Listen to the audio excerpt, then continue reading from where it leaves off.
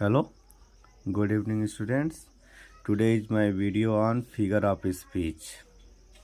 तो let's start. तो figure of speech जो होता है वह अलंकार होता है, यानी ये वाक्यों की जो लिटरेचर होते हैं उसकी सुंदरता को बढ़ाने का काम करता है। तो फिगर ऑफ स्पीच में इंग्लिश में हम देखते हैं तो सबसे पहला जो हमारा फिगर ऑफ स्पीच होता है वह सिमिली होता है। A simile expresses a comparison between two unlike objects or events, expressed by using as, so as, so as like।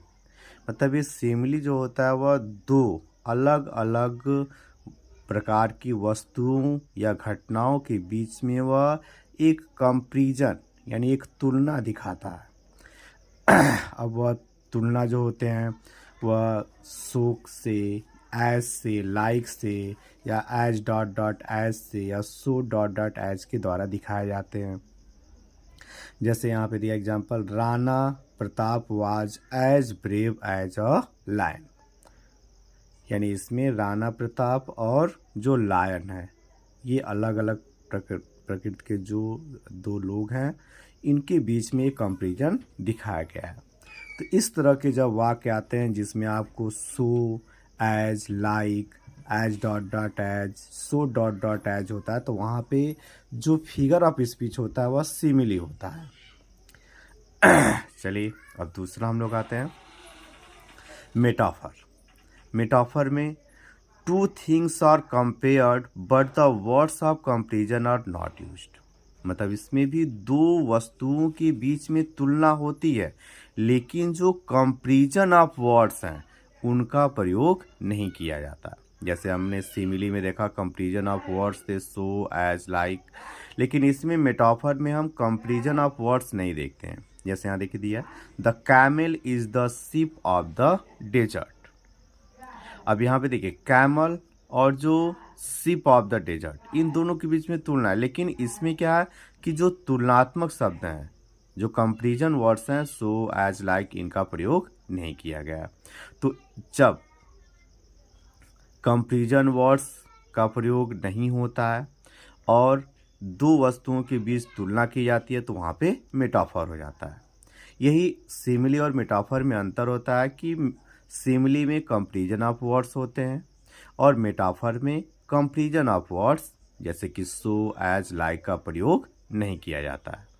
आप इसको समझ सकते हैं कि जहाँ पे जिस सेंटेंस में दो वस्तुओं के बीच की तुलना होती है वहाँ पे अगर कंपैरिजन वर्ड्स हैं उसमें तो वह सिमिली हो जाएगा, और जिस पे कंपैरिजन ऑफ वर्ड्स नहीं है तो वहाँ पे हम उसको मेटाफर कह लेते हैं।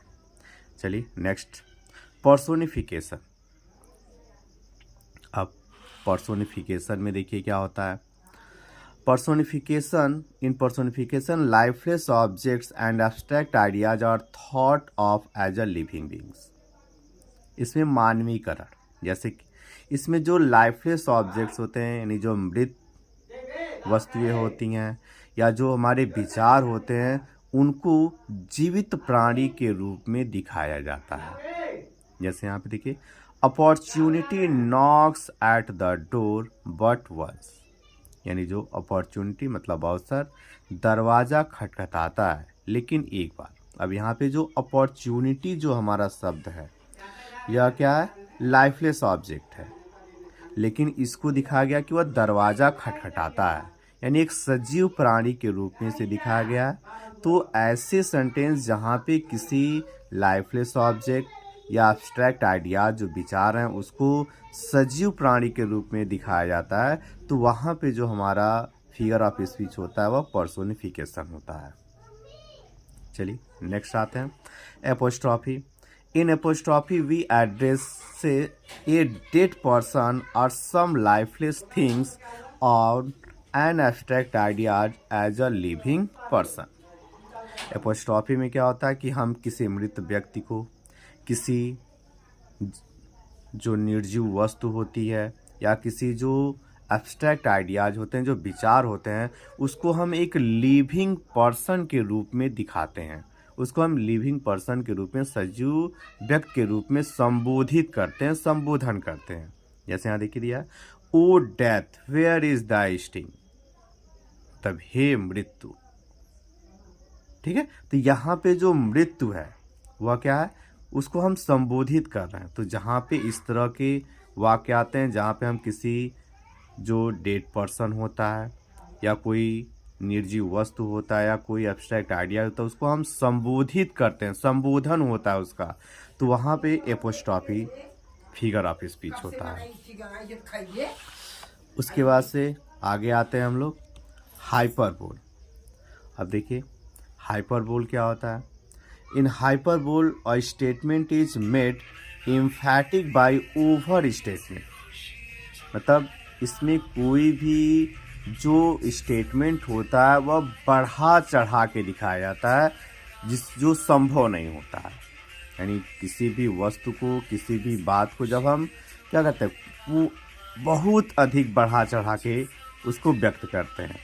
जैसे सी वेप्ट ओसेन्स ऑफ टीयर्स, यानी वह समुद्र के जो आंसू हैं, यानी समुद्र भर के आंसू रोई। अब यहाँ पे क्या है, मतलब वह रोई लेकिन वह उसके जो आंसू थे उससे समुद्र भर गया। तो ये क्या है, ये बहुत बढ़ा चढ़ा के कहा गया है। तो इस तरह के जब वाक्य आते हैं जहाँ पे किसी भी वस्तु को बढ़ा चढ़ा के बोला जाता है तो उसको हम हाइपरबोल कहते हैं। ऑक्सीमोरन नेक्स्ट है हमारा। In oxymoron we find the association of two words और फ्रेजेज हैविंग अपोजिट मीनिंग। अब ऑक्सीमोरन में क्या होता है कि जब दो वस्तुओं को हम या दो फ्रेजेस को हम जो अलग अलग मीनिंग रखते हैं, यानी जो अलग अलग विरोध रखते हैं, उसको जब हम एसोसिएट करते हैं, संबंधित करते हैं, तो उसको हम ऑक्सीमोरन कहते हैं। जैसे this is an open secret, तब यह खुला रहस्य। अब देखिए यहाँ पे दो वर्ड है, ओपन और सीक्रेट। अब ये दोनों एक दूसरे के विरोधी हैं। तब ओपन सीक्रेट रहस्य भी है, रहस्य क्या होता है, छुपा रहता है। लेकिन यहाँ पे सेंटेंस क्या है, this is an open secret. तो जब इस तरह के सेंटेंस आते हैं जहाँ पे दो वर्ड्स या फ्रेजेज अलग अलग मीनिंग रखते हैं और वह एक ही संबंध होता है उनका, तो उसको हम बोलते हैं वहाँ पे ऑक्सीमोरन जो होता है फिगर ऑफ स्पीच होता है। अगला है onomatopoeia. An onomatopoeia consists in using a word similar to the sounds। अब ओनोमेटोपिया में क्या होता है कि कोई जानवर के, कोई प्रकृति का, जैसे नदियों का जो बहने का आवाज़ होता है, किसी जानवर का आवाज़ होता है, किसी चिड़िया का आवाज़ होता है, तो जब इस तरह के शब्द जब उस वाक्य में आते हैं तो वहाँ पे जो हमारा फिगर ऑफ स्पीच होता है ओनोमेटोपिया। जैसे I hear the humming of beach. अब यहाँ पे मतलब हमिंग ऑफ बीच मतलब भिनभिनाहट। तो यहाँ पे जो क्या है, मतलब ये बीच की जो भिनभिनाहट की आवाज़ है वह आई। फिर ऐसे ही नदियों की आवाज़, बहने पानी कलकल की जो आवाज़ होती है, तो ऐसे जो आवाज़, जब आवाज़ की वहाँ पे आ जाती है बात, तो वहाँ पे जो हमारा फिगर ऑफ स्पीच हो जाता है वह ओनोमेटोपिया हो जाता है। तो ये आपका फिगर ऑफ स्पीच है जो आपको आशा करते हैं कि समझ में आएगा अच्छे से। चलिए धन्यवाद। और एक बात और हम आपसे कहना चाहते हैं कि हमारा जो चैनल है इसको आप लोग सब्सक्राइब करिए और सपोर्ट करिए ताकि और आगे हम वीडियो बनाएं जिससे लोगों को, स्टूडेंट्स को फ़ायदा पहुँचे। धन्यवाद।